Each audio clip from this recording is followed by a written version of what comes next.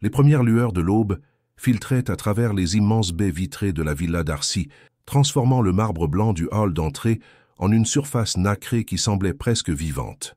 Élise Moncler passa discrètement son chiffon sur la rampe d'escalier en acajou, ses gestes précis et silencieux témoignant de ses 6 mois passés dans cette demeure qui ressemblait davantage à un palais qu'à un foyer. À 24 ans, elle avait maîtrisé l'art de l'invisibilité dans ce monde où chaque objet valait plus que son salaire annuel. Cheveux châtains toujours tirés en chignon strict, uniforme gris impeccable malgré les heures de labeur, elle évoluait dans l'ombre des Darcy comme un fantôme bienveillant. Les invités la regardaient sans la voir, parlaient d'elle comme si elle était un meuble. Pourtant, ses yeux noisettes brillaient d'une intelligence que seuls les plus attentifs remarquaient. Ce matin-là, en astiquant la console d'entrée ornée d'un vase Ming authentique, elle sentit ce regard familier peser sur elle. Gabrielle Darcy, descendant l'escalier avec cette élégance naturelle des hommes habitués à posséder le monde, ralentit imperceptiblement en la voyant. Elle ne leva pas les yeux, mais chaque fibre de son être était consciente de sa présence.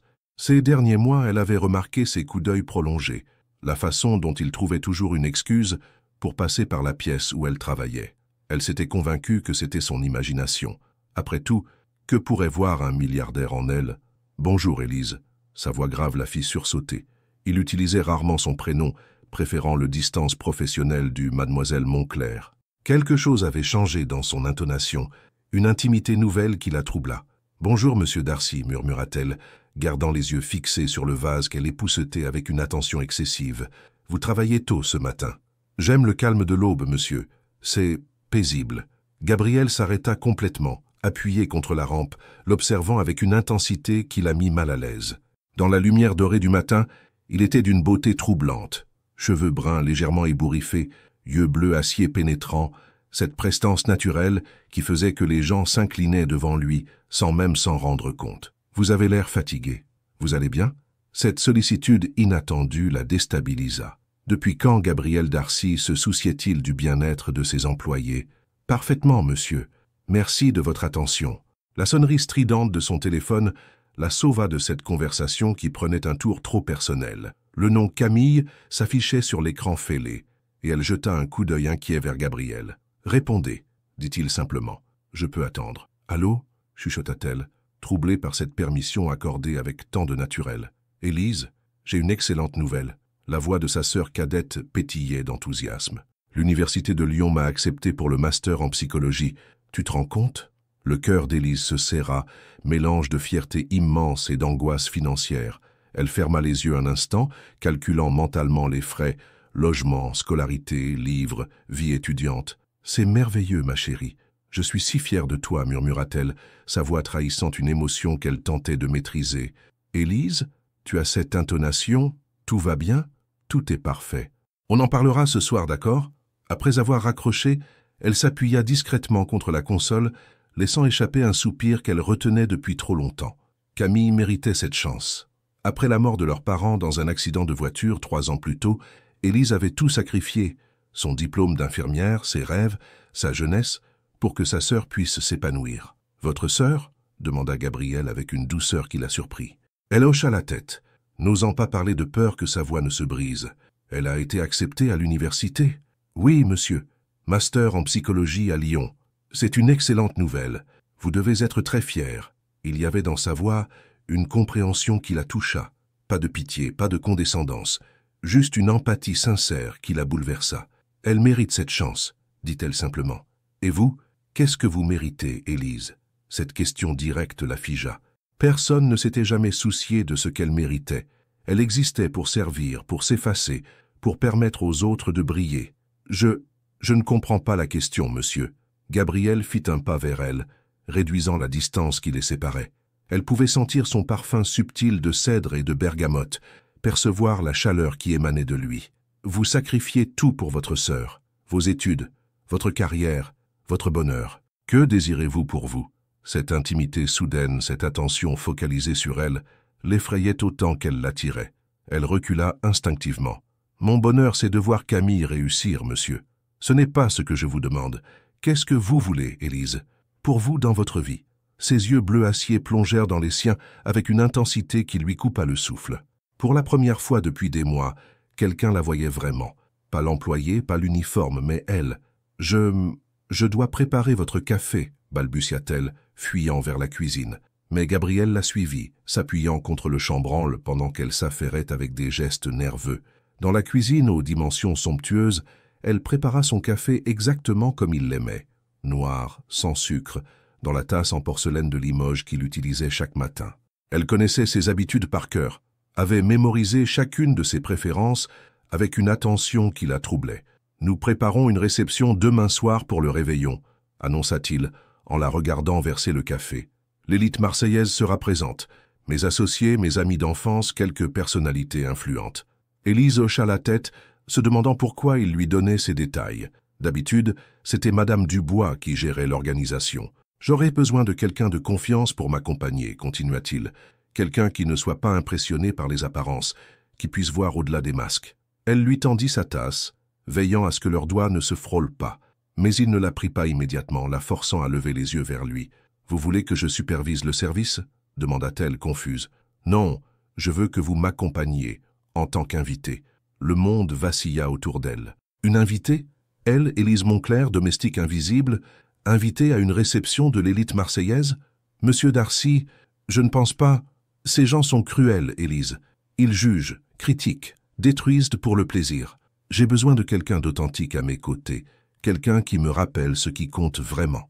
Il y avait dans sa voix une vulnérabilité inattendue, comme s'il avouait une faiblesse. Gabriel Darcy, l'homme le plus puissant de Marseille, admettait avoir besoin de sa présence. « Mais je ne sais pas comment me comporter dans votre monde, » avoua-t-elle. « Je ne connais pas les codes, les convenances. Soyez simplement vous-même. C'est tout ce que je demande. »« Moi-même » répéta-t-elle avec un rire nerveux. « Monsieur Darcy, ces gens me regarderont comme un animal de cirque. Laissez-moi m'occuper de ces gens, » dit-il avec une fermeté qui la fit frémir. « Faites-moi confiance, Élise. » Leurs regards se croisèrent. Et pendant un instant vertigineux, elle eut l'impression que l'univers se réduisait à cet espace entre eux. Il y avait dans les yeux de Gabriel quelque chose qu'elle n'avait jamais vu auparavant, une tendresse mêlée d'une détermination farouche. « Pourquoi moi ?» chuchota-t-elle. « Parce que vous me voyez, Élise, vraiment, pas le milliardaire, pas l'héritier, juste moi. » Cette confession la bouleversa. Elle qui se croyait invisible, avait en réalité été vue, observée, appréciée par l'homme qu'elle admirait secrètement depuis des mois. « J'ai besoin de réfléchir, » murmura-t-elle. « Bien sûr, prenez votre temps. » Gabriel prit sa tasse, leurs doigts s'effleurant fugacement. Ce contact électrique la fit tressaillir, confirmant ce qu'elle tentait de nier depuis trop longtemps. Gabriel Darcy ne la laissait pas indifférente. « Élise » ajouta-t-il en quittant la cuisine. « Quelle que soit votre décision, sachez que vous n'êtes pas invisible. Pas pour moi. » Seule dans la cuisine baignée de soleil, Élise porta sa main à son cœur qui battait la chamade. En quelques minutes, Gabriel avait fait voler en éclats toutes ses certitudes. Il l'avait vue, vraiment vue, et ce qu'il avait trouvé semblait lui plaire. Pour la première fois de sa vie, Élise Moncler envisagea qu'elle puisse mériter d'être regardée. Et cette pensée, terrifiante et enivrante à la fois, changeait déjà tout. La nuit était tombée sur Marseille quand Élise remonta l'escalier de service menant à sa petite chambre sous les toits. Ses jambes tremblaient encore de cette conversation troublante avec Gabriel et son esprit refusait de trouver le repos. Les mots résonnaient en boucle dans sa tête. « Vous me voyez vraiment, pas le milliardaire, pas l'héritier, juste moi. » Comment un homme comme Gabriel Darcy pouvait-il avoir besoin d'elle? Comment pouvait-il l'avoir alors que le reste du monde l'ignorait systématiquement? Elle poussa la porte de sa chambre mansardée, un espace minuscule mais soigneusement arrangé. Un lit étroit, une commode ancienne héritée de sa grand-mère et une fenêtre qui offrait une vue imprenable sur le vieux port illuminé. C'était son refuge, le seul endroit où les barrières sociales n'existaient plus. Sur sa table de nuit trônait une photo de Camille, le jour de son diplôme de licence, radieuse dans sa robe de remise des diplômes. Élise la prit entre ses mains, caressant du pouce le verre qui la protégeait. « Qu'est-ce que tu ferais à ma place, petite sœur ?» murmura-t-elle à l'image souriante. Son téléphone vibra. Un message de Camille. « Tu ne m'as toujours pas dit ce qui te tracassait ce matin. Je te connais, grande sœur. Appelle-moi. » Élise sourit malgré elle. Camille avait toujours eu cette capacité à lire en elle, comme dans un livre ouvert. Mais comment lui expliquer qu'elle était en train de tomber amoureuse de l'homme le plus inaccessible de France? Elle composa le numéro familier, et la voix chaleureuse de sa sœur résonna dans la pièce silencieuse. Alors, raconte-moi tout, et ne me dis pas qu'il n'y a rien, ton intonation de ce matin était révélatrice. Camille, soupira Élise, en s'allongeant sur son lit. C'est compliqué. Les meilleures histoires le sont toujours. Allez, accouche. Mon patron m'a demandé de l'accompagner à une réception demain soir. Pas pour travailler, comme invité. Un silence stupéfait accueillit cette révélation. Ton patron milliardaire? Celui dont tu me parles depuis des mois avec cette voix rêveuse? Je ne parle pas de lui avec une voix rêveuse, protesta faiblement Élise. Bien sûr que si. Gabriel a dit ceci. Gabriel a fait cela.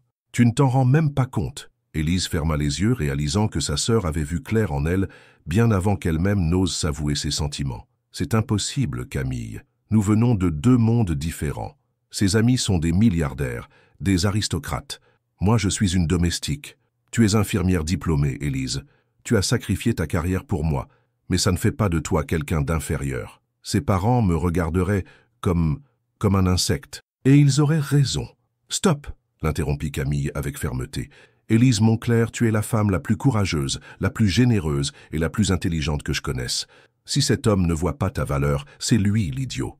Après avoir raccroché, Élise resta allongée dans l'obscurité, méditant les paroles de sa sœur. Dehors, les lumières du port scintillaient comme des étoiles tombées sur l'eau noire, et elle se surprit à imaginer Gabriel quelque part dans cette immense villa, pensant peut-être à elle. Vers minuit, un bruit dans la cour intérieure attira son attention. Par sa fenêtre, elle aperçut Gabriel qui arpentait la terrasse, une tasse à la main. Même de loin, elle pouvait deviner la tension dans ses épaules, cette raideur qu'il affichait quand quelque chose le préoccupait. Leurs regards se croisèrent à travers l'obscurité. Gabriel s'immobilisa, levant les yeux vers sa fenêtre éclairée.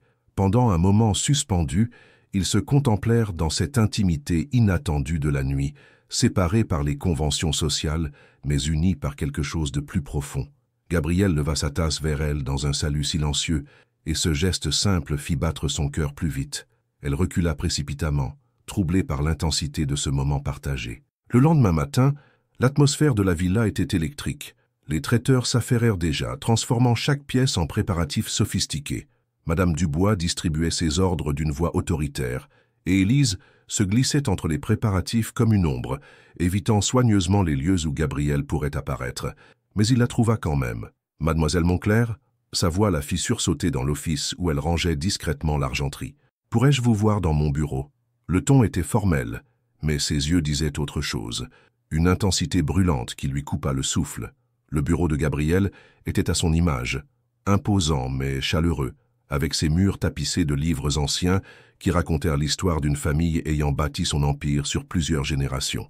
Il était debout près de la fenêtre, contemplant le jardin méditerranéen. « Vous avez pris votre décision ?» demanda-t-il sans se retourner. « Monsieur Darcy, je ne pense vraiment pas être la personne appropriée. Élise. » Il se retourna et l'utilisation de son prénom la fit frémir. « Regardez-moi. » Elle obéit malgré elle, plongeant dans ses yeux bleu acier. « Savez-vous ce que j'ai ressenti hier soir en vous voyant à votre fenêtre ?» Cette question directe la déstabilisa complètement. « Non, monsieur. » Du soulagement. Pour la première fois depuis des années, j'ai eu l'impression qu'une personne authentique partageait cet espace avec moi. Il s'approcha d'elle, réduisant dangereusement la distance entre eux. Ces réceptions sont un théâtre, Élise. Tout le monde joue un rôle, porte un masque, mais vous êtes vrai, et j'ai désespérément besoin de cette authenticité. Pourquoi ? Chuchota-t-elle, captivée malgré elle. Parce que je me perds dans ce monde de façade. Parce que quand je vous regarde, je redeviens humain. Ces mots la bouleversèrent. Gabriel Darcy, l'homme le plus puissant qu'elle connaisse, avouait sa vulnérabilité devant elle. « J'ai peur », avoua-t-elle dans un souffle. « De quoi ? De vous décevoir ? De ne pas être à la hauteur ? De me ridiculiser devant vos amis ?» Gabriel tendit la main vers elle, effleurant sa joue d'une caresse si légère qu'elle se demanda si elle l'avait imaginée. « Impossible ? Vous êtes incapable de me décevoir, Élise. Comment pouvez-vous en être si sûre ? Parce que vous m'avez déjà donné plus en 6 mois que certaines personnes, en toute une vie. Qu'est-ce que je vous ai donné ? La possibilité de me voir dans vos yeux tel que je suis vraiment. Pas le masque, pas le personnage. Juste Gabriel. » Le silence qui suivit était chargé d'une tension presque palpable.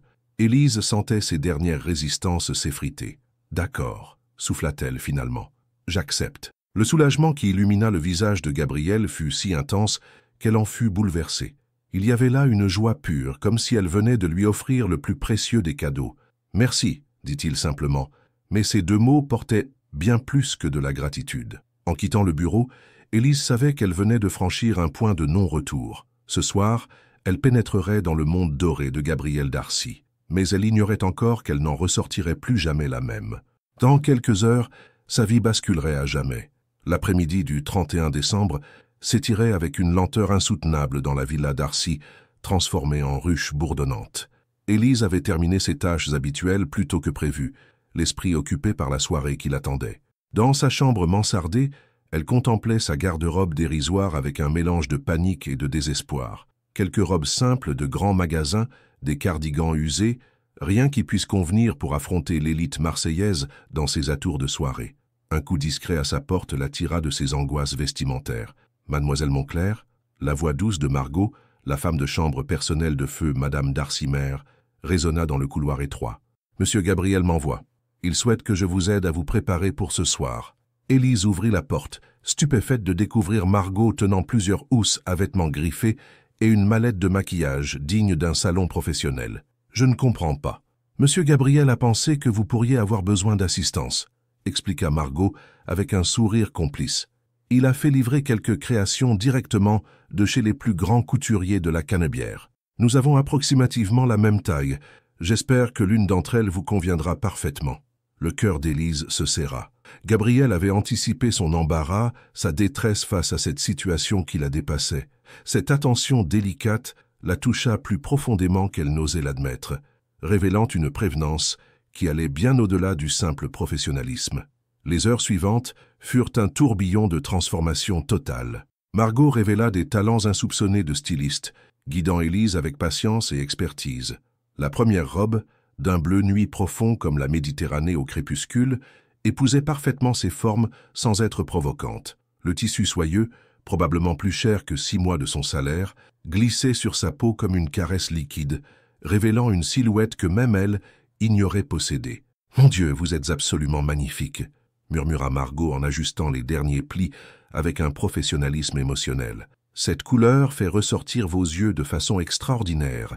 Monsieur Gabriel a vraiment l'œil. » Devant le miroir en pied que Margot avait apporté spécialement, Élise découvrait une étrangère troublante. Ses cheveux châtains, libérés de leur prison quotidienne, tombaient en vagues souples et brillantes sur ses épaules nues.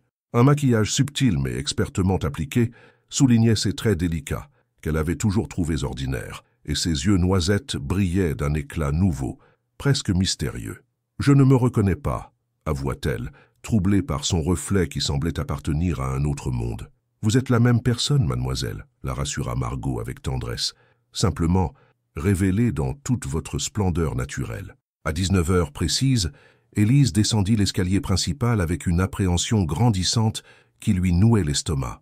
Ses talons, plus hauts que tout ce qu'elle avait jamais porté, résonnaient sur le marbre comme des battements de cœur amplifiés. Chaque pas la rapprochait d'un monde qu'elle ne connaissait que de l'extérieur, un univers de codes secrets et de jugements impitoyables.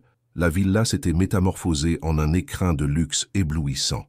Des arrangements floraux somptueux, orchidées blanches, roses de jardin et eucalyptus argentés, créaient une atmosphère à la fois sophistiquée et sensuelle.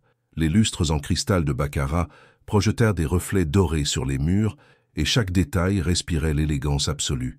Gabriel l'attendait dans le hall, impeccable dans son smoking noir taillé sur mesure, qui épousait parfaitement sa silhouette athlétique. Quand il la vit apparaître au tournant de l'escalier, il se figea complètement, ses yeux bleu acier s'écarquillant dans une expression de choc admiratif absolu. Un silence tendu, électrique, s'installa entre eux, chargé d'émotions innommables et d'une attraction qui devenait de plus en plus difficile à ignorer. « Vous êtes... » Il chercha ses mots, une rougeur inhabituelle colorant ses joues habituellement maîtrisées. « Éblouissante, absolument éblouissante. »« Merci pour les robes, » murmura-t-elle, incapable de soutenir l'intensité de son regard. C'était vraiment inutile, mais rien n'est jamais inutile quand il s'agit de vous, Élise, coupa-t-il avec une douceur qui fit trembler quelque chose de profond en elle. Ces mots la bouleversèrent, plus qu'elle ne l'aurait voulu. Il y avait dans sa voix une sincérité brute, presque douloureuse, qui faisait trembler toutes ses certitudes sur leur relation et sur elle-même. Les premiers invités commencèrent à arriver vers 20 heures, et Élise observait depuis l'embrasure du salon ce défilé impressionnant d'élégance et de pouvoir. Les femmes évoluaient dans leurs robes de grands couturiers comme des déesses modernes, leurs bijoux, vrais diamants, perles de culture, saphirs, captant la lumière des lustres dans des éclats aveuglants. Les hommes, tous taillés dans le même moule de réussite financière et d'assurance sociale, parlaient affaires entre deux gorgées de champagne millésimées en cristal. « Rappelez-vous, » lui glissa Gabriel en s'approchant discrètement, « vous êtes ici parce que je l'ai souhaité. Ne laissez jamais personne vous faire sentir inférieur. Vous valez toutes ces personnes réunies. Et si quelqu'un me demande qui je suis réellement, chuchota-t-elle, la panique transparaissant dans sa voix, dites la vérité. Vous êtes Élise Moncler, et c'est largement suffisant pour n'importe qui ayant un minimum d'intelligence. » La facilité déconcertante avec laquelle il prononçait ces mots la stupéfia. Pour Gabriel, son nom avait la même valeur, la même légitimité que ceux des héritiers et magnates qui remplissaient son salon. Cette évidence, cette simplicité naturelle, touchait une corde sensible qu'elle ignorait posséder. Au fil de la soirée naissante, Gabriel la présenta à ses invités avec une désinvolture étudiée mais protectrice. « Élise », disait-il simplement, sans titre ni fonction, comme si son prénom suffisait à la définir dans ce monde obsédé par les statuts. Certains regards étaient curieux, d'autres franchement méprisants, mais la présence rassurante et possessive de Gabriel à ses côtés l'aidait à maintenir sa contenance fragile. Vers 22 heures, alors qu'elle admirait la vue panoramique sur le vieux port depuis la terrasse baignée de lune, une voix féminine glaciale la fit sursauter violemment. « Vous devez être la nouvelle acquisition de Gabriel. » Élise se retourna pour découvrir une apparition saisissante.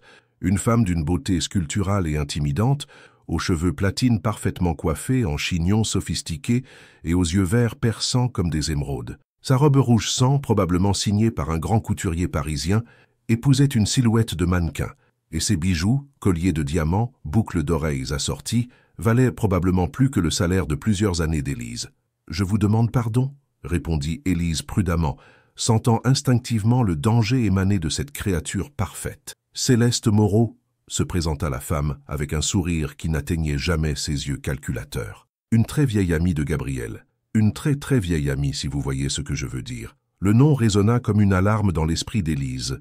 Céleste Moreau, héritière d'un empire hôtelier international, connue dans tous les magazines People pour sa beauté spectaculaire et ses liaisons tumultueuses avec l'élite européenne. Et visiblement l'ex-petite amie de Gabriel. L'orage approchait, et Élise allait découvrir que dans ce monde doré, les apparences étaient souvent les armes les plus redoutables. L'arrivée glaciale de Céleste Moreau avait instantanément changé l'atmosphère sur la terrasse. Élise sentait le danger émaner de cette femme parfaite comme un parfum toxique, chaque mot choisi avec la précision d'un chirurgien maniant son scalpel. « Vous savez, continua Céleste en s'approchant avec la grâce d'un prédateur, Gabriel a toujours eu un faible pour les projets humanitaires. Mais attention à ne pas trop vous attacher, ma chère. Les hommes comme lui finissent toujours par revenir vers leur monde naturel et leurs semblables. » Chaque syllabe était une lame acérée, visant précisément les insécurités d'Élise. La jeune femme sentait ses joues s'embraser, mais avant qu'elle puisse formuler une réponse, une voix grave et dangereusement calme résonna derrière elle. « Céleste, je ne savais pas que tu avais fait le voyage depuis Monaco. » Gabriel venait d'apparaître, et Élise sentit immédiatement l'électricité glaciale qui zébrait l'air. Son visage affichait une politesse de marbre qui contrastait violemment avec la chaleur qu'elle lui connaissait, ses yeux bleu acier devenus tranchants comme des lames. « Gabriel, mon chéri !» ronronna Céleste en ondulant vers lui avec une familiarité possessive. « Comment aurais-je pu manquer ton traditionnel réveillon? Et puis, j'étais infiniment curieuse de rencontrer ta nouvelle protégée. » Le mot « protégée » fut craché avec un mépris à peine voilé, comme si Céleste avait dit « animal de compagnie ». Élise sentit ses joues s'enflammer de honte et de colère mêlées. « Élise n'est pas ma protégée, » répondit Gabriel, sa voix se durcissant imperceptiblement. « Et je ne me souviens pas t'avoir invité ce soir. » Un silence glacial s'installa sur la terrasse. Au loin, les rires et conversations de la réception continuaient, inconscients du drame qui se jouait sous les étoiles. « Comme tu es devenu dur, Gabriel !» soupira Céleste avec une moue calculée. « Heureusement que certaines personnes savent encore reconnaître leur véritable place dans ce monde. » Cette dernière pique, dirigée comme une flèche empoisonnée vers Élise, déclencha quelque chose d'inattendu. Au lieu de la briser, elle alluma en elle une flamme de fierté qu'elle n'avait jamais ressentie. « Vous avez parfaitement raison, Madame Moreau, » dit-elle en redressant les épaules avec une dignité nouvelle. « Je connais exactement ma place. et elle n'est certainement pas dans l'ombre de votre amertume. Le choc se peignit sur le visage parfait de Céleste, tandis qu'un sourire admiratif et fier illuminait celui de Gabriel. Élise avait trouvé sa voie, et elle résonnait plus claire qu'elle ne l'avait jamais espéré. Mais Céleste, habituée aux joutes mondaines, se reprit rapidement. « Quelle personnalité !» dit-elle avec un rire cristallin et venimeux. « Gabriel, tu ne m'avais pas dit que tu collectionnais maintenant les curiosités. Dis-moi, ma chère, d'où viens-tu exactement? Quelle est ta famille? »« Céleste. »« Ça suffit, » gronda Gabriel. « Non, laisse-la répondre, » insista Céleste, ses yeux brillants d'une cruauté avide. « Nous sommes tous curieux de connaître le parcours de cette perle rare. » D'autres invités commençaient à s'approcher, attirés par la tension palpable.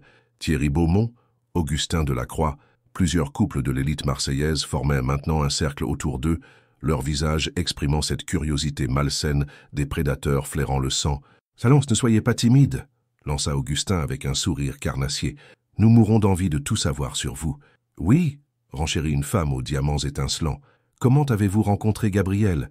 Dans quelles circonstances ?» Les questions fusaient maintenant de toutes parts, chaque voix plus agressive que la précédente. Élise se sentait comme un animal traqué, encerclé par une meute affamée de scandales. « Nous nous sommes rencontrés, » bégaya-t-elle, cherchant désespérément Gabriel du regard. « Dans quelles circonstances ?» insista Céleste, savourant visiblement chaque seconde de cette humiliation publique. « Vous travaillez où exactement ?» C'est à cet instant précis, dans ce moment de vulnérabilité absolue, qu'Élise trébucha. Peut-être était-ce la nervosité, peut-être les talons inhabituels ou le champagne qu'elle avait bu pour se donner du courage, mais elle perdit l'équilibre et heurta violemment Augustin, renversant son verre de champagne millésimé sur son smoking de créateur. Le silence qui suivit fut plus assourdissant qu'une explosion. Toutes les conversations de la réception s'arrêtèrent net, et une centaine de regards convergèrent vers la scène comme des projecteurs brûlants. Augustin regardait sa veste tachée avec une expression d'incrédulité offensée qui virait rapidement à la fureur. « Mais enfin !» explosa-t-il, sa voix portant dans tout le salon. « Regardez-moi ça, ce smoking vaut plus que ce que vous gagnez en 10 ans. » Les rires qui éclatèrent furent comme autant de gifles publiques. Élise se figea, mortifiée, sentant les larmes brûlantes lui monter aux yeux. Elle était redevenue instantanément ce qu'elle avait toujours été dans leur esprit, une domestique déguisée qui n'avait pas sa place parmi les dieux de l'Olympe social. « Je suis désolé, je vais chercher de quoi nettoyer. »« Laissez tomber !» cracha Augustin avec un dégoût théâtral. « On voit bien que vous n'avez pas l'habitude de ce genre de soirée. Franchement, Gabriel, où as-tu déniché cette personne ?»« Augustin, tu exagères peut-être, » intervint mollement Thierry, mais ses yeux pétillaient de la même malice cruelle. « Non, il a raison, » renchérit Céleste triomphante. « Qui êtes-vous exactement ? Parce que franchement, on ne vous a jamais vu nulle part dans nos cercles. »« C'est vrai, ça, » ajouta une autre voix venimeuse. « Vous sortez d'où exactement? Vous faites quoi dans la vie ?» Les questions se transformaient en attaques coordonnées, chaque voix plus agressive et humiliante que la précédente. Élise se sentait dévorée vivante par cette meute dorée, ses mains tremblaient incontrôlablement. Sa respiration se faisait courte et elle cherchait désespérément une échappatoire dans ce cauchemar éveillé. C'est alors que Gabriel fendit la foule comme un ange vengeur. Il avait dû sentir sa détresse, voir la catastrophe qui se déroulait. Il s'approcha d'elle avec une détermination farouche qui fit instantanément taire tous les murmures malveillants, son visage exprimant une fureur froide et contrôlée. « Que se passe-t-il ici ?» demanda-t-il d'une voix dangereusement calme qui glaça l'assemblée. « Ton ami vient de ruiner mon smoking » grogna Augustin, « et nous essayons simplement de comprendre qui elle était vraiment, d'où elle vient, ce qu'elle fait dans notre monde. » Gabriel regarda la tache sur la veste d'Augustin, puis le visage livide et humilié d'Élise, et quelque chose se durcit définitivement dans ses traits.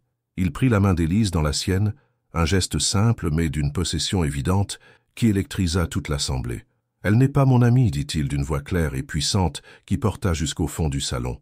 Le cœur d'Élise se brisa en 1000 morceaux.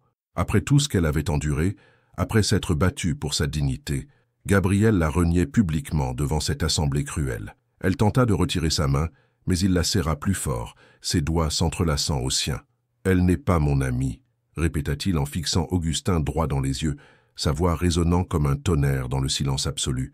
Il se tourna vers l'assemblée médusée et déclara d'une voix qui bouleversa à jamais le destin de leurs deux vies : « Elle est ma femme. » La déclaration de Gabriel résonnait encore dans le salon quand l'onde de choc commença à se propager à travers l'assemblée comme un tsunami émotionnel. Le silence qui avait suivi ces mots, « Elle est ma femme », se brisa d'un coup en une cacophonie de murmures incrédules, d'exclamations étouffées et de chuchotements fiévreux qui parcouraient la foule comme des étincelles sur de la poudre. Élise sentait les regards de la centaine d'invités peser sur elle comme autant de projecteurs brûlants. Son cœur battait si violemment qu'elle était certaine que tout le monde pouvait l'entendre. Le monde venait de basculer en une seconde, et elle se retrouvait propulsée du statut d'employée invisible à celui d'épouse du milliardaire le plus convoité de la Côte d'Azur. « Ta femme ?»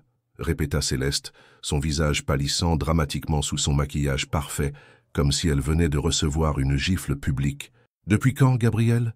Les invités se rapprochèrent maintenant, formant un cercle serré autour d'eux, leurs visages exprimant un mélange fascinant de choc, de curiosité vorace et de calculs sociaux instantanés. On pouvait presque entendre les rouages de leur cerveau recalibrer leur perception d'Élise. De domestique méprisable à épouse influente en une fraction de seconde, Gabriel ne lâchait pas la main d'Élise, et elle pouvait sentir la tension dans ses doigts. Il s'était jeté dans cette déclaration impulsive avec la détermination d'un homme qui n'avait plus rien à perdre, et maintenant, il devait l'assumer devant ce tribunal social impitoyable. « Nous nous sommes mariés discrètement il y a quelques semaines, » répondit-il avec un aplomb qui stupéfia Élise. « Nous préférions garder notre vie privée. »« Privée »« Discrètement » s'exclama Thierry, sa voix montant d'une octave sous l'effet de la stupéfaction. « Mais Gabriel, voyons, aucun de nous n'était au courant. Ton propre père n'était pas informé. Comme je viens de le dire, nous avons voulu préserver notre intimité des regards indiscrets et des langues bien pendues. » Élise observait cette joute verbale comme dans un rêve éveillé. Autour d'eux, elle distinguait les réactions diverses. Certaines femmes la dévisageaient avec une jalousie mal dissimulée, recalculant instantanément sa valeur sociale. Des hommes d'affaires l'évaluaient déjà comme une nouvelle pièce sur l'échiquier du pouvoir marseillais. D'autres affichaient cette expression de confusion totale de ceux qui voient leur monde ordonné s'effondrer. « Eh bien, félicitations, dit finalement Augustin, sa voix dégoulinant d'un sarcasme à peine voilé, tout en essuyant nerveusement sa veste tachée. Quelle surprise extraordinaire pour nous tous. Le mot « surprise » était chargé de sous-entendus venimeux et de suspicions non formulées. Autour d'eux, les invités continuaient de chuchoter fébrilement, leur voix créant un bourdonnement constant de commérages instantanés. « Une surprise merveilleuse », intervint Thierry avec un enthousiasme forcé qui sonnait faux. « N'est-ce pas, Céleste ?» Tous les regards se tournèrent vers l'ancienne maîtresse de Gabriel, qui tentait désespérément de reprendre contenance. Ses mains parfaitement manucurées se crispaient sur sa coupe de champagne, et Élise pouvait voir la fureur froide qui brillait dans ses yeux d'émeraude. « Bien sûr, » articula Céleste, avec un sourire qui ressemblait à une lame de rasoir. « Je suis ravi pour vous deux. Quelle histoire romantique et inattendue. »« Merci, Céleste, » répondit Gabriel d'un ton glacial qui fit comprendre à tous que cette conversation était close. « Maintenant, si vous voulez bien nous excuser, ma femme et moi aimerions profiter de notre soirée. » Il entraîna Élise vers la terrasse, loin des regards inquisiteurs et des murmures empoisonnés.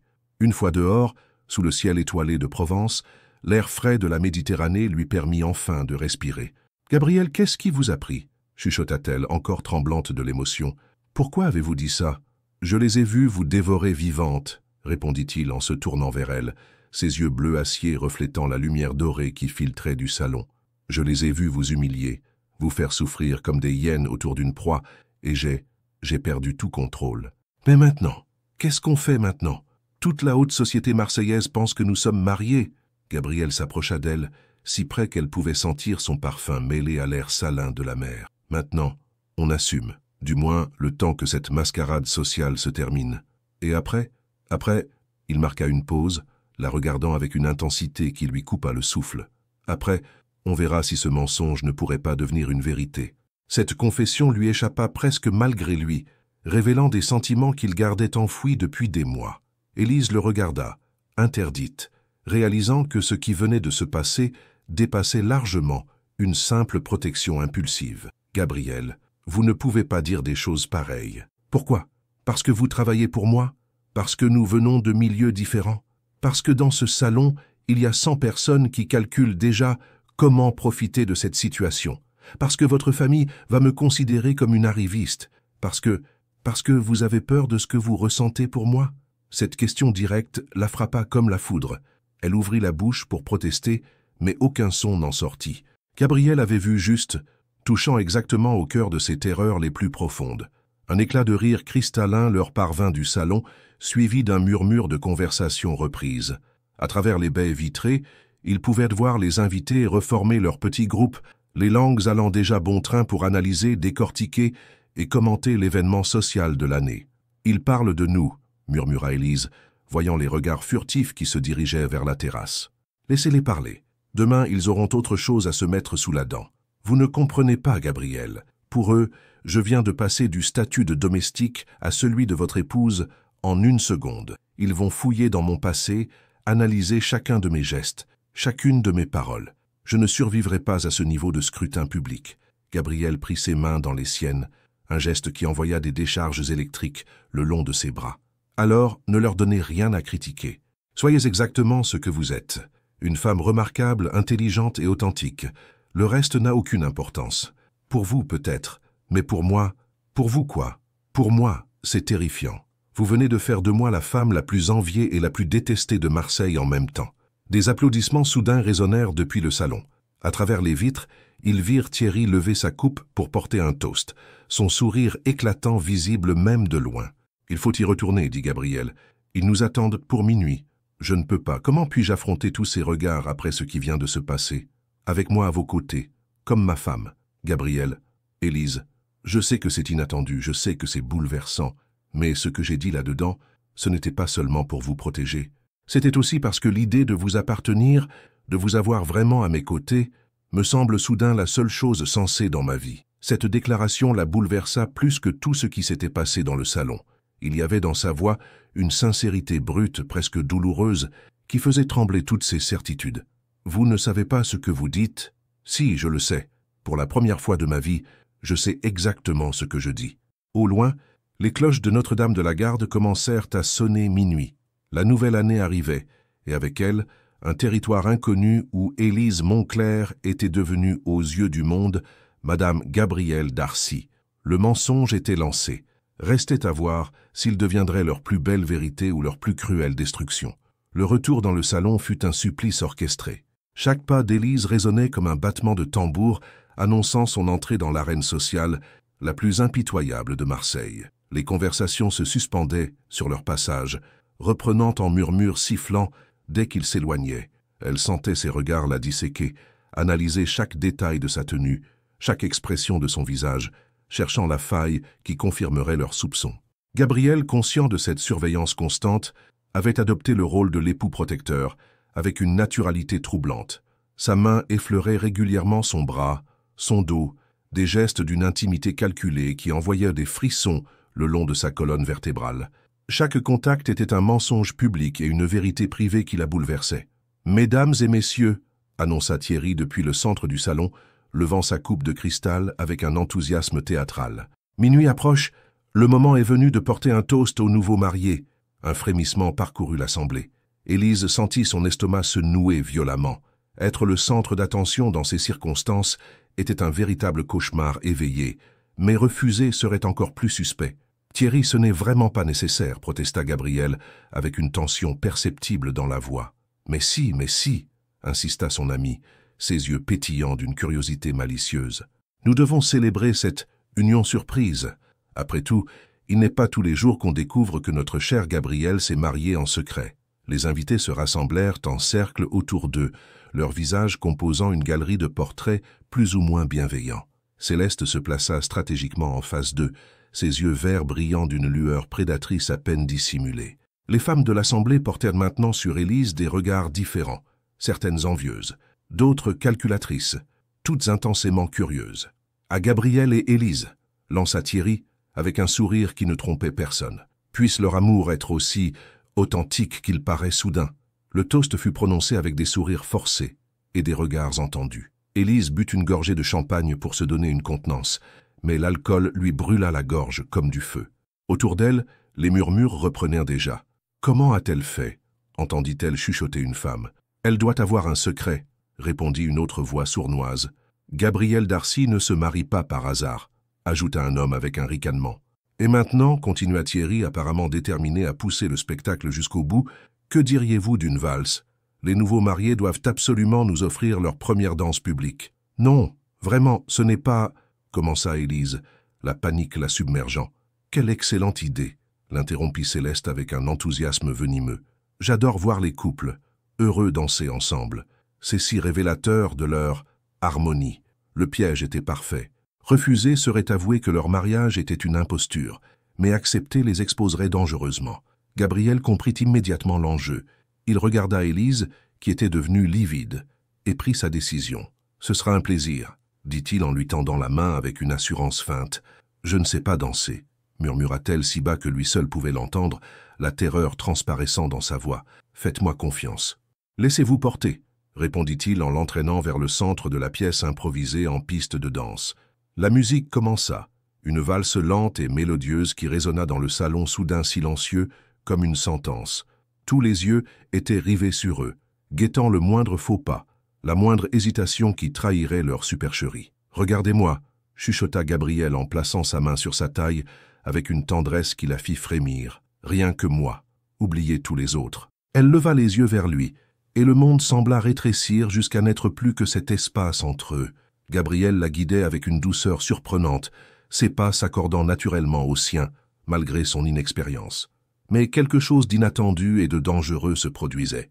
La tension artificielle du début cédait progressivement la place à une harmonie troublante. « Vous vous débrouillez parfaitement, » murmura-t-il, et il y avait dans sa voix quelque chose qui dépassait largement la simple politesse. « Je tremble, » avoua-t-elle, mais ce n'était plus seulement à cause de la peur. « Moi aussi, » confessa-t-il, et cette admission la bouleversa.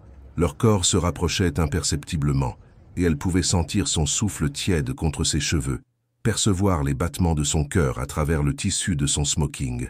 Autour d'eux, les invités observaient en silence, mais leurs commentaires s'estompaient dans un bruit de fond insignifiant. « Ils ont l'air vrais », chuchota une invitée à sa voisine, une note de surprise dans sa voix. « Trop vrai pour être honnête », répliqua une autre avec scepticisme. Mais leurs observations devenaient de plus en plus floues pour Élise, hypnotisée par l'intensité du regard de Gabriel, par la chaleur de sa main dans la sienne, par cette intimité forcée qui révélait des émotions qu'elle n'avait jamais osé reconnaître. L'illusion devenait dangereusement réelle, et elle sentait ses défenses s'effriter une à une. La musique atteignit son crescendo, et Gabriel la fit tourner avec une grâce naturelle qui arracha des murmures d'admiration à l'assemblée. Quand elle revint contre lui, leurs visages étaient dangereusement proches, leur souffle se mêlant dans un moment d'intimité absolue. « Élise » murmura-t-il si bas que seule elle pouvait l'entendre, « ce n'est plus du théâtre pour moi, plus maintenant. » Ces mots la frappèrent comme la foudre. Elle plongea dans ses yeux bleus acier et il eut une sincérité qui lui coupa le souffle. Ce qui se passait entre eux dépassait largement la comédie qu'ils étaient censés jouer. La musique se termina et ils restèrent immobiles un instant de trop, leurs visages si proches qu'elle pouvait compter ses cils. Ce fut Gabriel qui rompit le charme, reculant légèrement avec un sourire qui ne semblait pas entièrement fin. « Bravo !»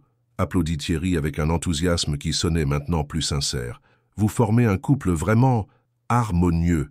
On sent une vraie complicité. » Les applaudissements fusèrent, mais ils avaient perdu leur aspect moqueur. Même Céleste semblait troublée par ce qu'elle venait d'observer, son expression calculatrice cédant la place à quelque chose qui ressemblait à de l'inquiétude. Élise retourna vers la terrasse, son cœur battant encore de cette danse troublante. Qu'est-ce qui lui arrivait? Comment pouvait-elle se laisser affecter ainsi par ce qui n'était qu'une mascarade sociale? « Vous fuyez déjà ?» La voix glaciale de Céleste la fit sursauter. L'ancienne maîtresse de Gabriel s'était approchée silencieusement, son visage éclairé par un sourire de prédateur qui venait de flairer une faiblesse. « Je prends juste l'air », répondit Élise en se raidissant instinctivement. « Bien sûr, cette soirée doit être épuisante pour quelqu'un dans votre situation. »« Ma situation ? Allons, ma chère.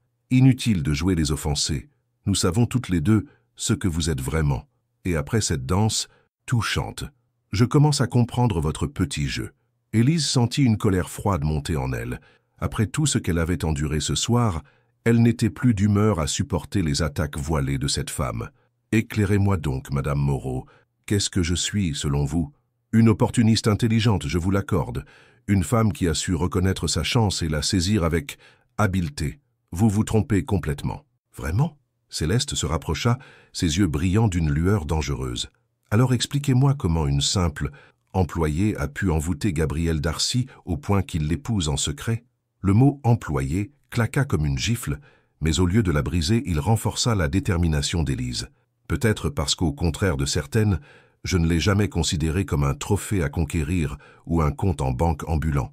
Le choc se peignit sur le visage parfait de Céleste. Elle n'avait pas prévu cette riposte directe et assurée.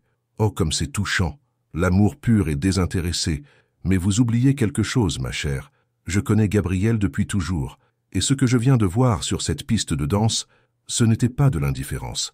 Ces mots frappèrent Élise au cœur. Céleste avait vu juste. Quelque chose de réel et de dangereux était en train de naître entre Gabriel et elle, quelque chose qui dépassait largement leur accord initial. « Profitez bien de votre victoire temporaire », murmura Céleste en s'éloignant. « Mais rappelez-vous, dans notre monde, tout finit toujours par se savoir. » Seule sur la terrasse, Élise réalisa que Céleste venait de formuler sa plus grande terreur, et si ce mensonge révélait des vérités qu'elle n'était pas prête à affronter. L'aube se levait péniblement sur Marseille quand les derniers invités quittèrent enfin la villa Darcy, laissant derrière eux un sillage de parfums mélangés et de promesses de ragots qui feraient le tour de la haute société avant midi. Élise, épuisée par cette nuit de mascarade émotionnelle, avait maintenu son rôle jusqu'au bout, sourire forcé, réponse évasive aux questions indiscrètes, main dans celle de Gabriel devant les objectifs indiscrets des téléphones portables. Maintenant que le silence était retombé sur la demeure, la réalité de leur situation lui apparaissait dans toute sa complexité terrifiante. En quelques heures, elle était passée du statut d'employée invisible à celui d'épouse du milliardaire le plus scruté de la Côte d'Azur. Les réseaux sociaux devaient déjà bourdonner de spéculations, et demain matin, la presse People aurait probablement vent de l'histoire. Gabriel refermait la porte d'entrée derrière le dernier couple d'invités quand Élise descendit l'escalier, ayant troqué sa robe de soirée contre ses vêtements habituels. En redevenant elle-même, elle espérait retrouver ses repères, mais l'expression troublée de Gabriel en la voyant lui rappela cruellement que rien ne serait plus jamais comme avant. « Élise, attendez !» Sa voix l'arrêta au milieu de sa fuite vers les cuisines. Elle se retourna, troublée par l'intensité de son regard fatigué. « Je retourne à mes tâches, Monsieur Darcy. Cette soirée est terminée. »« Monsieur Darcy ?» répéta-t-il en s'approchant, visiblement blessé. « Après ce que nous venons de vivre, vous revenez aux formalités glaciales? Que voulez-vous que je dise? Tout ceci était un mensonge, Gabriel. Un mensonge nécessaire peut-être, mais un mensonge quand même. » Il s'arrêta à quelques pas d'elle, passant une main fatiguée dans ses cheveux ébouriffés par la nuit sociale qu'il venait d'endurer. « Un mensonge, vraiment, tout !» La question flotta entre eux, chargée d'une vulnérabilité qui mit Élise profondément mal à l'aise. Elle détourna le regard, incapable de soutenir cette intensité brûlante. « Je ne sais pas de quoi vous parlez. La danse, Élise, les regards que nous avons échangés, la façon dont vous avez tremblé dans mes bras, la manière dont vous avez tenu tête à Céleste avec un courage que peu de femmes de mon entourage possèdent. Tout cela aussi, c'était du mensonge calculé. » Elle sentit ses défenses vaciller dangereusement. La danse. Elle avait tenté désespérément d'oublier cette proximité troublante, la chaleur de ses mains, cette impression vertigineuse que le monde s'arrêtait autour d'eux pour leur offrir un moment d'éternité volée. « C'était du jeu d'acteur, » balbutia-t-elle sans conviction. « Nous devions être convaincants devant cette assemblée de vautours. »« Convaincants ?» Gabriel fit un pas vers elle, réduisant l'espace entre eux. « Élise, j'ai 30 ans. J'ai eu suffisamment de relations pour faire parfaitement la différence entre la comédie sociale et la vérité émotionnelle. Ce qui s'est passé entre nous sur cette piste de danse était réel. « Quelle vérité ?» s'écria-t-elle, sa voix trahissant enfin tout son trouble intérieur. « Vous êtes Gabriel Darcy, l'héritier d'un empire, l'homme le plus convoité de la Côte d'Azur. Moi, je suis personne. Hier soir était un accident cosmique, une parenthèse impossible qui se referme maintenant. Vous n'êtes pas personne, répliqua-t-il avec une fermeté qui la fit trembler. Vous êtes la femme la plus authentique que j'ai jamais rencontrée dans ce monde de masques et de faux semblants. Ces mots la frappèrent comme une révélation douloureuse. Elle recula, secouant la tête avec véhémence. Arrêtez de dire des choses pareilles. Dans quelques jours, quand l'excitation de cette soirée sera retombée, vous oublierez cette folie passagère, et moi je redeviendrai invisible dans vos cuisines. Et si je ne veux pas que vous redeveniez invisible? Et si cette soirée m'a révélé quelque chose que j'ignorais de moi-même? Le silence qui suivit fut si lourd qu'Élise eut l'impression qu'il allait l'écraser. Gabriel la regardait avec une intensité qui la bouleversait, et elle comprit avec terreur qu'il était absolument sérieux. « Gabriel, non, murmura-t-elle. Vous ne pouvez pas, nous ne pouvons pas. Pourquoi? Parce que, explosa-t-elle, toute sa frustration refoulée jaillissant comme un torrent. Parce que vous vivez dans un château et moi dans une chambre de bonne. Parce que vos amis me regardent comme un virus social. Parce que votre monde et le mien ne se mélangent que dans les romans à l'eau de rose. Mon monde? Gabriel eut un rire amer qui la surprit. Vous avez vu mon monde hier soir, Élise. Ces gens cruels, superficiels, qui mesurent la valeur d'une personne à son patrimoine ou à ses relations. C'est ça que vous appelez un monde enviable. Elle le regarda, déstabilisée par l'amertume sincère dans sa voix. Vous avez passé la soirée à me protéger d'eux, continua-t-il, à tenir tête à Céleste avec un courage et une dignité que la plupart de mes soi-disant amis n'ont jamais eus. Vous pensez vraiment que je préfère leur compagnie calculatrice à votre authenticité rafraîchissante? Gabriel, j'ai regardé Céleste hier soir et vous savez ce que j'ai vu? Une étrangère froide. Une femme que j'ai cru aimer, mais qui n'a jamais vu en moi qu'un statut social et un carnet de chèques. Puis je vous ai regardé danser dans mes bras, et j'ai compris quelque chose d'évident que j'aurais dû réaliser depuis des mois. Élise sentit son cœur s'emballer dangereusement. Elle ne voulait pas entendre la suite. Elle ne pouvait pas. « Qu'est-ce que vous avez compris ?» chuchota-t-elle malgré elle. « Que depuis des mois, je trouve des excuses pour traîner dans la cuisine quand vous y êtes. Que je connais par cœur votre façon de froncer légèrement les sourcils quand vous vous concentrez. Que votre sourire, le vrai, celui que vous gardez pour votre sœur au téléphone, illumine toute cette maison froide et me donne envie de rentrer chez moi le soir. » Chaque mot était un coup porté à ses certitudes fragiles. Elle secoua la tête, refusant désespérément d'y croire. « C'est impossible, dit-elle dans un souffle brisé. Pourquoi? Parce que je suis un Darcy? Parce que j'ai de l'argent? Parce que vous pensez que cela m'empêche d'avoir un cœur? Parce que vous ne me voyez pas, s'écria-t-elle, toute sa frustration explosant enfin. Personne ne me voit jamais. Je suis un fantôme qui range vos affaires et prépare votre café. Comment pourriez-vous vous aimer? Termina-t-il doucement. Le mot resta suspendu entre eux comme une bombe à retardement. Élise le regarda, les yeux écarquillés, incapable de respirer. « Vous ne pouvez pas, bégaya-t-elle. « Si, je peux, et je le fais déjà depuis plus longtemps que je n'ose l'admettre à moi-même. » La sonnerie stridente de son téléphone brisa brutalement le moment. Élise sursauta, reconnaissant le nom de Camille sur l'écran. La réalité la rattrapa comme un seau d'eau glacée. « Il faut que je réponde, » murmura-t-elle, agrippant son téléphone comme une bouée de sauvetage. « Élise, nous devons parler de... » « Non, » l'interrompit-elle, reculant vers l'escalier avec précipitation. « Non, nous ne devons rien du tout. Cette conversation n'a jamais eu lieu. Hier soir n'a jamais eu lieu. Vous ne pouvez pas fuir éternellement. »« Regardez-moi bien, Gabriel, dit-elle en montant les premières marches, les larmes menaçant de déborder. Je fuis très bien. C'est même ma spécialité. » Elle disparut dans l'escalier, laissant Gabriel seul dans le hall silencieux, avec ses certitudes brisées et un amour qu'il venait enfin d'avouer. En montant vers sa chambre mansardée, Élise pressait le téléphone contre son oreille, mais les mots affectueux de Camille lui parvenaient comme à travers un brouillard émotionnel. Tout son monde venait de basculer. Gabriel Darcy venait de lui dire qu'il l'aimait. L'homme le plus inaccessible de France prétendait être amoureux d'elle. Et le plus terrifiant, c'est qu'elle commençait à croire qu'elle ressentait exactement la même chose. Dans sa petite chambre sous les toits, elle s'effondra sur son lit, réalisant que fuir Gabriel Darcy allait être impossible quand il habitait la même maison qu'elle. Pire encore, quand il avait décidé de ne plus la laisser s'échapper de ses sentiments. Les 3 jours qui suivirent le réveillon furent un calvaire silencieux pour Élise. Elle évitait Gabriel avec l'expertise d'une espionne, organisant méticuleusement ses tâches pour ne jamais croiser son chemin. Quand leurs routes se croisaient malgré tout dans un couloir ou l'escalier, elle gardait les yeux baissés, murmurait un « Monsieur Darcy » glacial et disparaissait rapidement. Mais elle sentait son regard la suivre, lourd d'une intensité mêlée de frustration et de tendresse qui la bouleversait. Ce qui aggravait sa situation, c'est que l'histoire commençait déjà à faire des remous dans la haute société marseillaise. Son téléphone vibrait constamment de messages de numéros inconnus, journalistes, blogueurs mondains, curieux de tout poil, et elle avait fini par l'éteindre complètement. Margot lui rapportait les échos qu'elle captait en ville. Le mariage secret faisait déjà jaser dans les salons et certains parlaient d'une enquête discrète sur le passé d'Élise. Ce matin-là, en préparant le café dans la cuisine baignée de soleil provençal, Elle entendit des voix inconnues et autoritaires dans le hall d'entrée, des voix qu'elle ne reconnaissait pas, mais dont le ton aristocratique et glacial lui fit instinctivement froid dans le dos. « Gabriel, mon fils, comment as-tu pu nous cacher une nouvelle de cette envergure ?» La voix était grave, impérieuse, portant cette autorité naturelle des hommes, habitués à ce que le monde entier s'incline devant eux. « Monsieur Darcy père. » Élise sentit son sang se glacer dans ses veines. « Bonjour, papa. Maman, je ne vous attendais pas si tôt. »« Si tôt ?»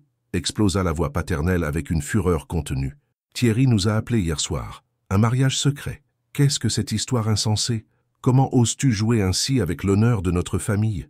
Où est-elle » intervint une voix féminine encore plus glaciale que Élise supposa être celle de Madame Darcy. « Où est cette personne que tu prétends avoir épousée » Élise ferma les yeux, sentant la panique l'envahir comme une marée noire. Elle était prise au piège dans sa propre cuisine. Les parents de Gabriel étaient là, demandant des comptes sur un mariage qui n'existait que dans les fantasmes de la haute société marseillaise. « Élise s'occupe de différents projets dans la villa actuellement, » répondit Gabriel avec un calme qu'elle lui enviait. « Elle s'occupe de projets » répéta son père, incrédule. « Ta femme s'occupe de projets domestiques? Dans quoi exactement ?» Un silence pesant s'installa. Élise pouvait presque entendre Gabriel choisir ses mots avec une précaution d'équilibriste. Elle supervise la gestion de la maison. Elle a un talent remarquable pour l'organisation et les relations humaines. Ce n'était pas exactement un mensonge, mais la vérité était si déformée qu'Élise eut envie de disparaître sous terre. « Gabriel Henry Darcy » gronda sa mère d'une voix qui aurait fait trembler un régiment. « Tu vas nous expliquer immédiatement qui est cette femme et pourquoi tu as décidé de détruire méthodiquement l'avenir de notre lignée. »« Détruire l'avenir » répéta Gabriel, sa voix se durcissant dangereusement. « Parce que je me suis marié par amour plutôt que par calcul social ?»« Par amour » ricana son père avec un mépris glacial. « Mon fils, à 30 ans, tu devrais savoir que les sentiments passent comme les modes, mais que les alliances familiales perdurent à travers les siècles. Céleste Moreau était parfaite pour toi. Éducation irréprochable, fortune équivalente, connexions internationales. Céleste ne m'a jamais aimé, papa. Elle aimait le nom Darcy et tout ce qu'il représente en termes de pouvoir et d'influence.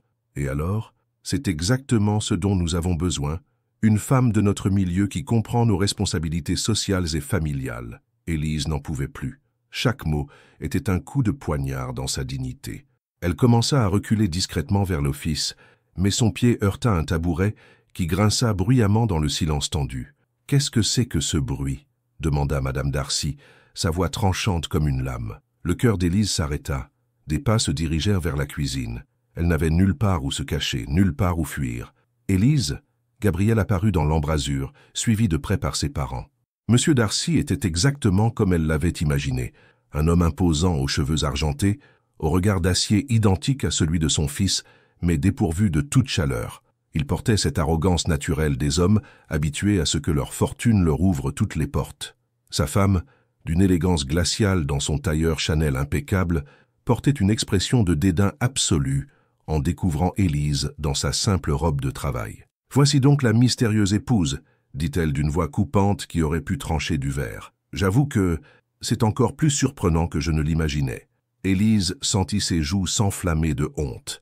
Même en civil, même sans uniforme, elle savait qu'elle détonnait complètement dans ce décor luxueux face à ces gens habitués au raffinement absolu et aux codes sociaux les plus stricts. « Papa, maman, je vous présente Élise », dit Gabriel en s'approchant d'elle, sa présence offrant un rempart fragile contre l'hostilité palpable. « Enchantée », murmura Élise, tentant une révérence maladroite qui ne fit qu'accentuer son malaise. Le silence qui suivit fut assourdissant et humiliant. Les parents de Gabriel la dévisageaient comme si elle était une curiosité anthropologique particulièrement déplaisante. « D'où venez-vous exactement, mon enfant ?» demanda finalement Madame Darcy, avec une politesse glaciale qui était pire qu'une insulte directe. « De Marseille, madame. De quelle famille? Quels sont vos parents? Quelle est votre formation ?» Élise chercha désespérément le regard de Gabriel, en quête d'un soutien, d'une indication sur la marche à suivre. Il s'approcha encore, passant un bras protecteur autour de sa taille. « Les parents d'Élise sont décédés tragiquement dans un accident, maman. Elle s'occupe depuis de sa sœur cadette, qui fait des études brillantes en psychologie à Lyon. Je vois. Et que faisiez-vous avant votre mariage ?» Le piège se refermait inexorablement. Élise ouvrit la bouche, mais aucun son n'en sortit. Comment avouer qu'elle était leur employée de maison? Élise s'occupait de gestion administrative et de coordination domestique, intervint Gabriel avec une diplomatie désespérée. Elle a un talent remarquable pour l'organisation de grandes propriétés. Gestion domestique, répéta M. Darcy, son ton laissant peu de doute sur ce qu'il pensait de cette profession.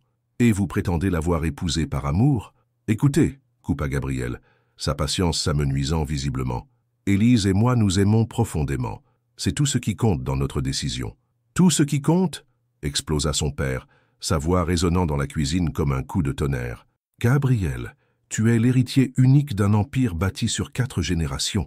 Tu as des responsabilités envers ta famille, envers ton nom. Mes responsabilités n'incluent pas d'épouser une femme que je n'aime pas pour satisfaire vos ambitions sociales.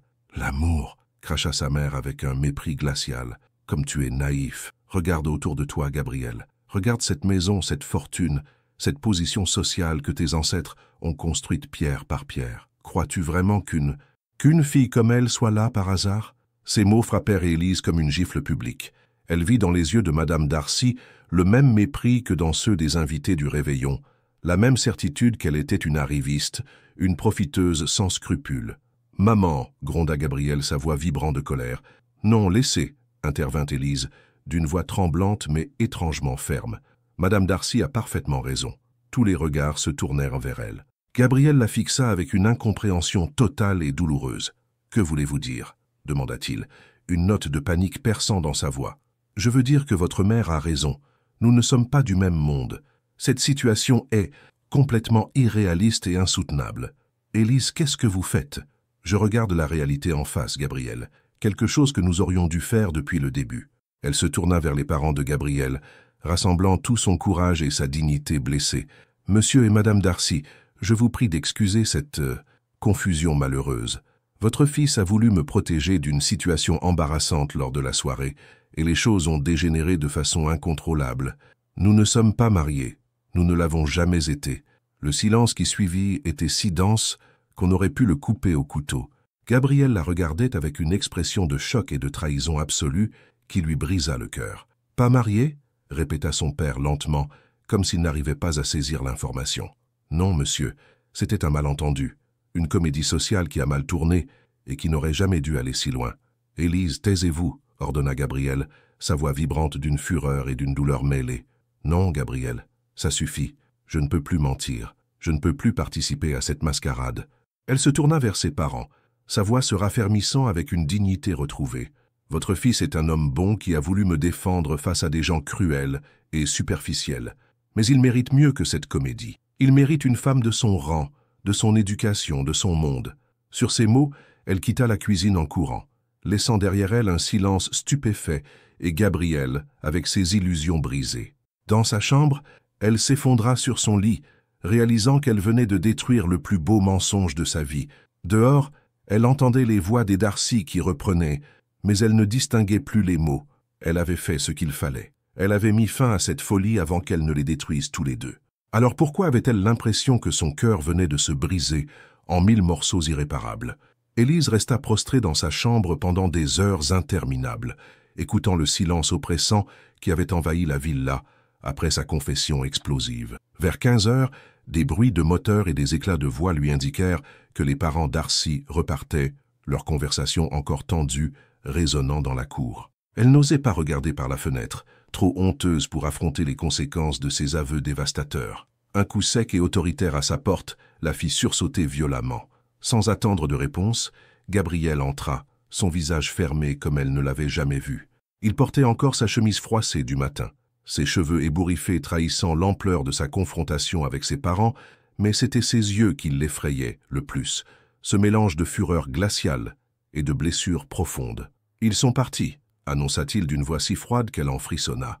Élise ne répondit pas, gardant les yeux obstinément fixés sur ses mains jointes pour éviter son regard accusateur. « Savez-vous ce que mon père m'a dit avant de partir ?» continua-t-il, s'approchant de la fenêtre avec des gestes saccadés. « Il m'a dit que j'avais eu une chance inouïe, que cette fille avait au moins eu l'intelligence et la décence de reconnaître sa vraie place dans le monde. Chaque mot était une lame qui la transperçait, mais elle serra les dents, refusant de montrer sa souffrance.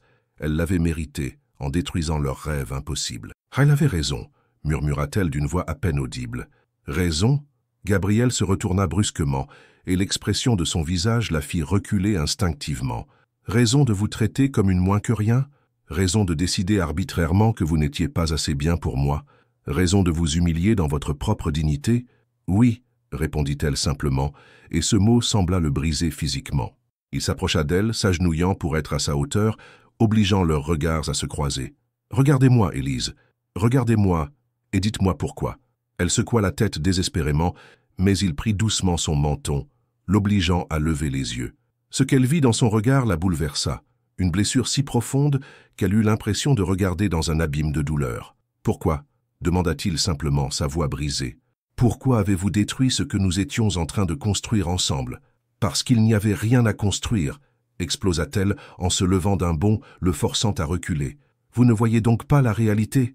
Votre mère m'a regardé comme si j'étais un parasite social. Vos amis m'ont humilié publiquement. Et vous voulez que je croie que nous avons un avenir ensemble? Je me fiche complètement de ce qu'ils pensent. Mais moi, je ne peux pas !» cria-t-elle, toute sa frustration accumulée explosant enfin. « Je ne peux pas vivre en sachant que tout le monde me considère comme une arriviste, en me demandant chaque jour si vous ne finirez pas par vous lasser de cette curiosité sociale. »« Vous lasser de vous ?» répéta Gabrielle incrédule. « Élise, vous êtes la seule personne authentique de ma vie.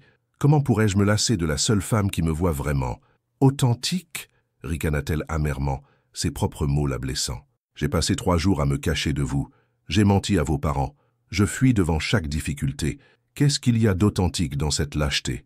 Gabrielle la regarda en silence, semblant chercher les mots justes. Quand il reprit la parole, sa voix était plus douce, presque vulnérable. « Vous voulez savoir ce qui est authentique ? Votre façon de sacrifier votre bonheur pour votre sœur sans jamais vous plaindre. Votre courage face à Céleste et ses amis cruels. Votre refus de profiter de la situation alors que vous auriez pu facilement le faire. Gabrielle, arrêtez. Non, je ne m'arrêterai pas. Vous pensez que je ne vous vois pas, que je ne remarque pas comment vous vous préoccupez de Margot quand elle a des problèmes familiaux, comment vous nourrissez discrètement ce chat errant dans la cour, comment vous restez debout jusqu'à tard pour aider votre sœur avec ses études. » Élise le regardait, stupéfaite. Il avait observé tous ces détails qu'elle pensait invisibles, toutes ces petites attentions qu'elle croyait passer inaperçues. « Vous croyez que c'est votre statut social qui m'attire ?» continua-t-il, sa voix se brisant légèrement. « J'ai grandi entouré de femmes riches et sophistiquées, Élise. Savez-vous combien d'entre elles m'ont vraiment regardé dans les yeux? Combien se sont souciées de mes sentiments plutôt que de mon compte en banque? Ce n'est pas la même chose. Si, c'est exactement la même chose. Vous me voyez, moi. Pas le milliardaire, pas l'héritier, pas le trophée social. Vous voyez Gabrielle, simplement Gabrielle. » Un silence lourd s'installa entre eux, chargé d'émotions trop intenses pour être exprimées. Élise sentait ses dernières défenses s'effriter une à une. « Et votre famille? Vos obligations? Ce monde qui ne m'acceptera jamais? Mon monde ?» Gabrielle eut un rire sans joie qui la fit frémir. « Vous avez vu mon monde, Élise. Ces gens froids et calculateurs qui mesurent la valeur humaine en patrimoine et en relations. Vous voulez vraiment que je leur sacrifie ma seule chance d'être authentiquement heureux?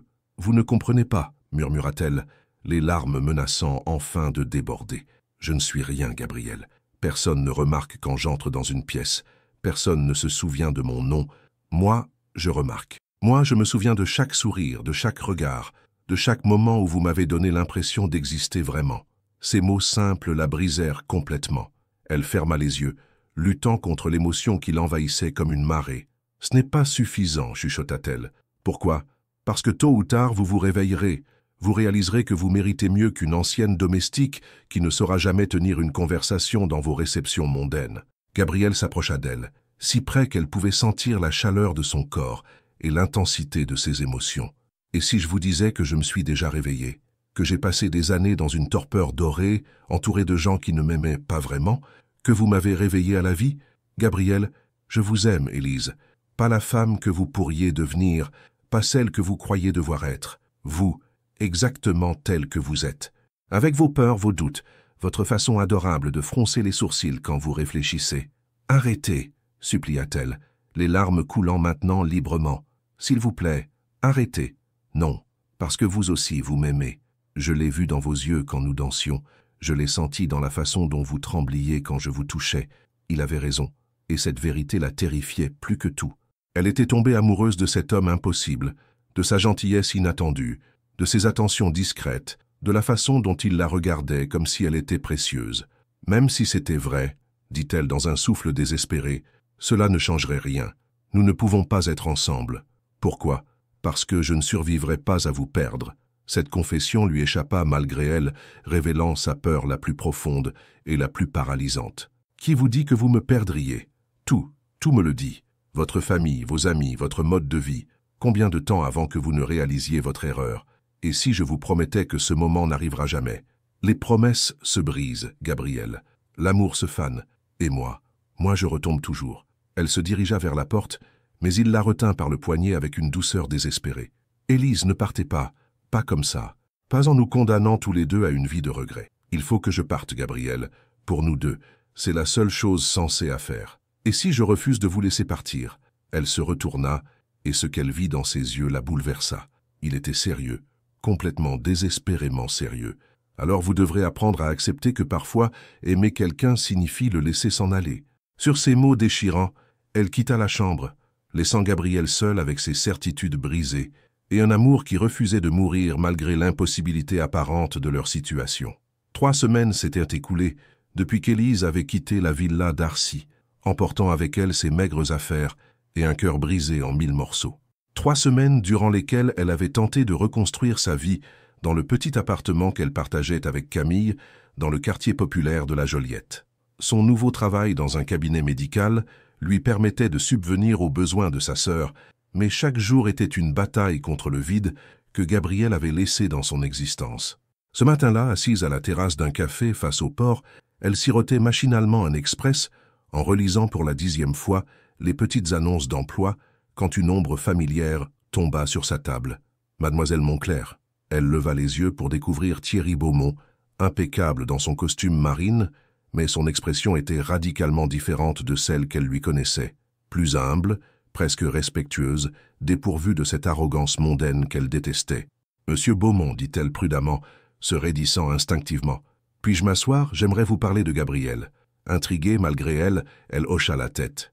Thierry prit place en face d'elle, commandant un café d'un geste las qui trahissait une fatigue inhabituelle. « Il va mal, Élise, annonça-t-il sans préambule. « Très mal. » Elle sentit son cœur se serrer douloureusement, mais garda un visage impassible. « Je ne vois pas en quoi cela me concerne.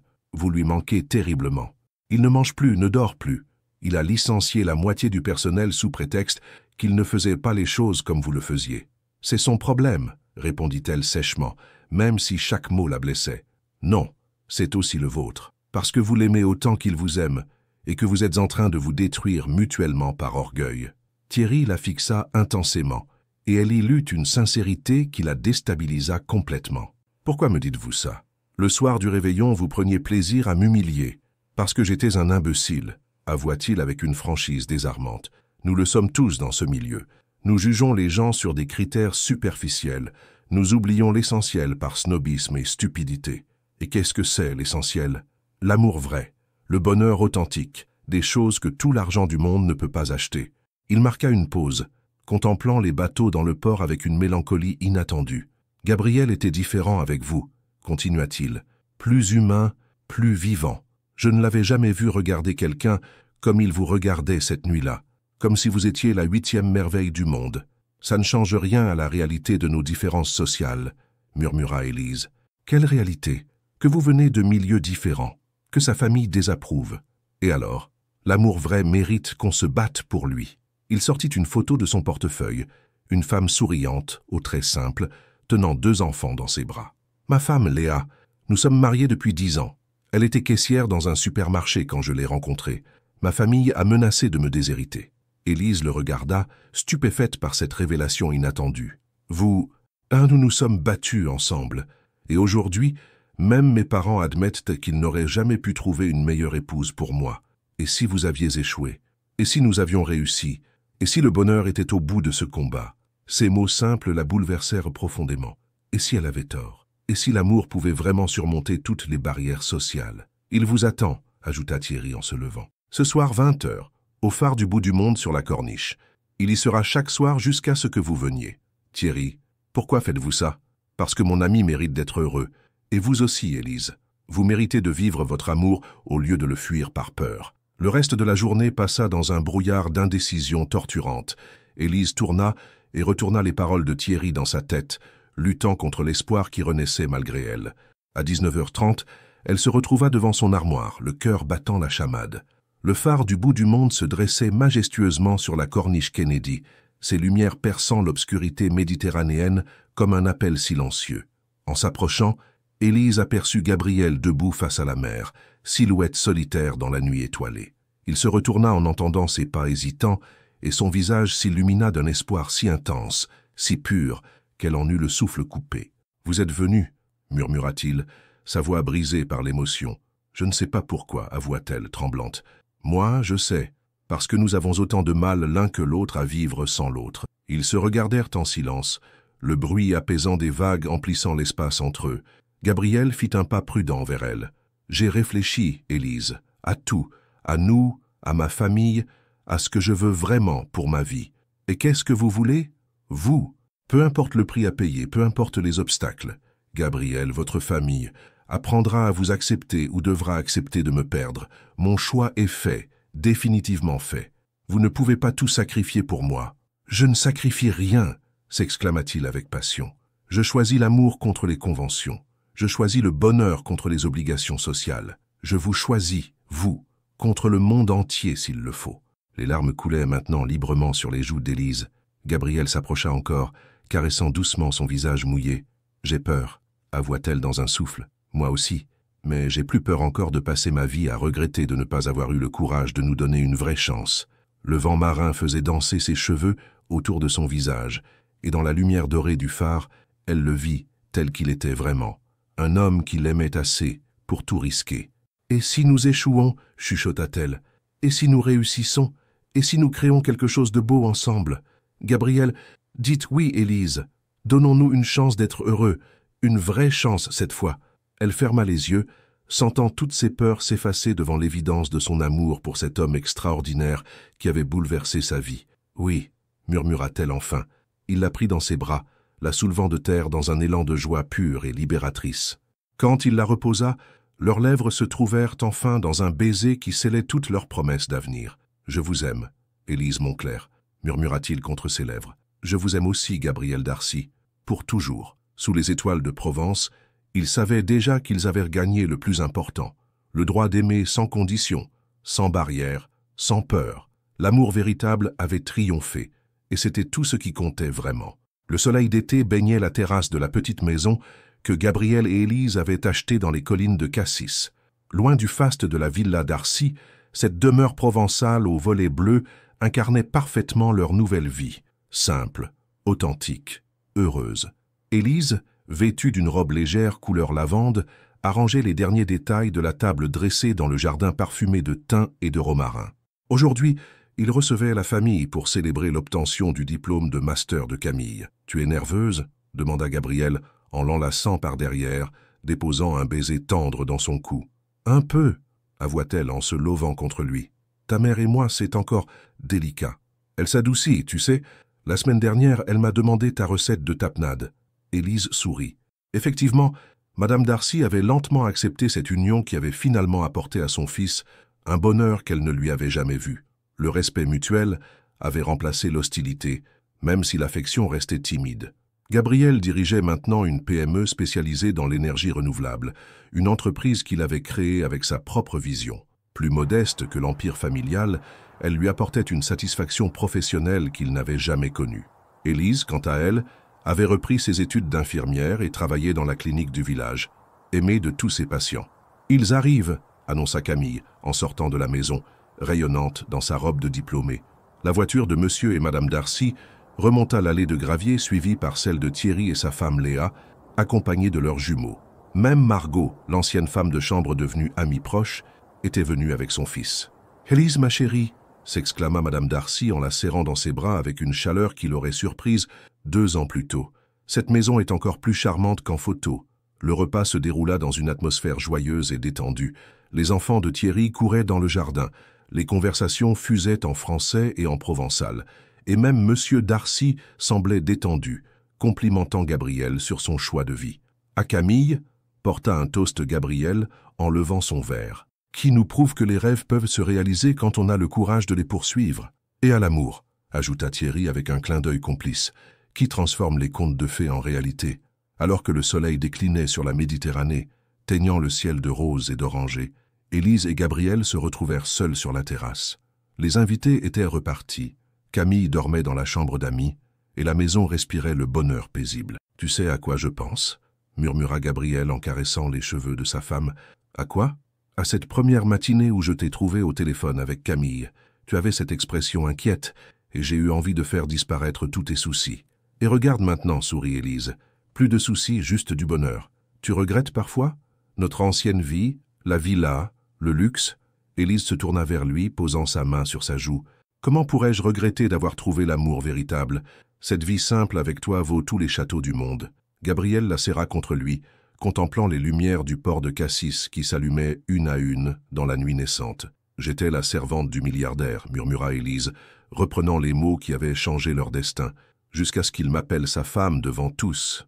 Et maintenant ?» demanda-t-il en souriant. « Maintenant, je suis simplement la femme de l'homme que j'aime, et c'est le plus beau titre que je puisse porter. » Leurs lèvres se joignirent sous le ciel étoilé de Provence, scellant une fois de plus leur amour qui avait su triompher de toutes les épreuves. Dans cette petite maison parfumée de lavande, ils avaient trouvé ce que les châteaux ne pouvaient offrir, un bonheur authentique, construit sur la vérité de leur cœur. L'amour véritable avait eu le dernier mot, comme il l'a toujours dans les plus belles histoires. Fin. Et vous, croyez-vous que l'amour véritable peut vraiment surmonter toutes les barrières sociales? Si vous étiez à la place d'Élise, auriez-vous eu le courage d'accepter l'amour de Gabriel en sachant tous les obstacles que vous auriez à affronter? Ou pensez-vous qu'elle aurait dû fuir pour toujours afin de les protéger tous les deux? Votre participation sur la chaîne est très importante. S'il vous plaît, laissez votre opinion dans les commentaires. Merci d'avoir regardé. Vos réactions sont très importantes pour notre travail. Laissez-nous un commentaire pour nous dire ce que vous pensez et d'où vous regardez. N'oubliez pas de vous abonner à la chaîne et d'activer les notifications pour ne rien manquer. Votre participation est très importante pour la poursuite de notre travail, alors partagez-la avec ceux qui aimeront cette histoire.